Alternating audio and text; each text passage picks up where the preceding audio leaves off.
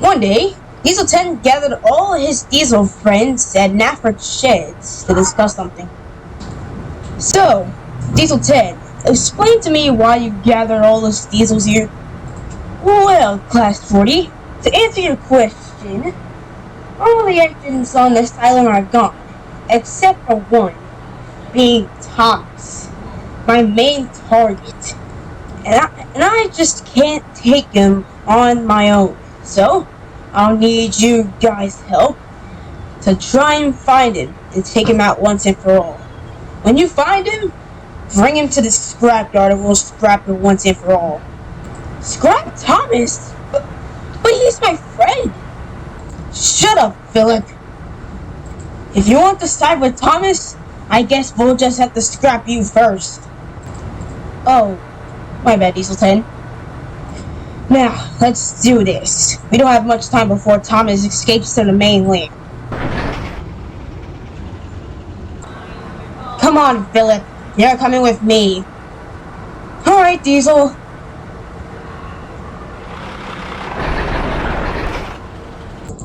But, meanwhile, at a different Knapford Sheds, Thomas was in the sheds with his crew. Driver, I'm hearing diesels rolling past. Don't worry, Thomas.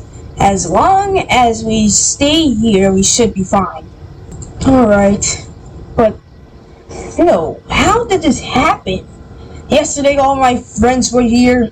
Everett had saved the day from Diesel 10 destroying Lady again. And now, I'm a one-man train with Diesels after me.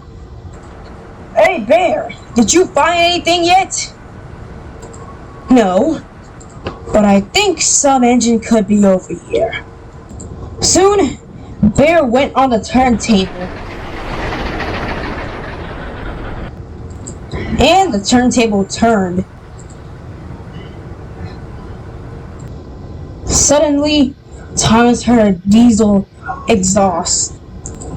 Driver, what do we do? There's a diesel outside! I think I might have an idea. Mr. Conductor did give me his whistle. It's so silent here. That means an engine's gotta be here. Wait, what? There's no one here. Using some of Mr. Conductor's gold dust, Thomas and his driver and fireman were able to get off the ship. That was too easy. But little did Thomas know was that Diesel and Phillip were right behind him. Diesel 10, I found a little blue puffball. I knew you could, Diesel. Now get him! I shouldn't have said none sooner. I derailed. And Diesel can't come on this track, then he'll get derailed by my chassis.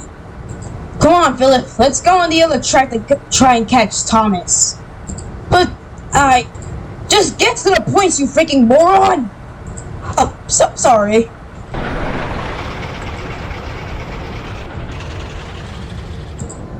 Soon enough, Thomas was chased onto his branch line.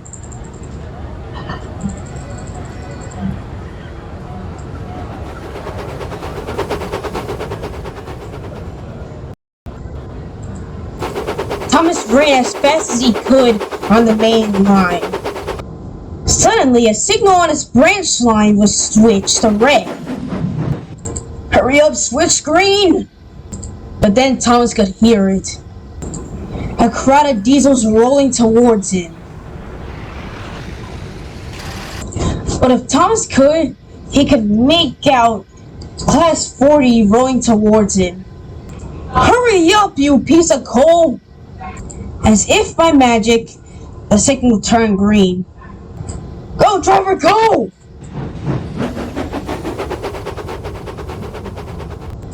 But then suddenly, Thomas heard a voice. It was a lady. Move out the way, Thomas. I'll handle this.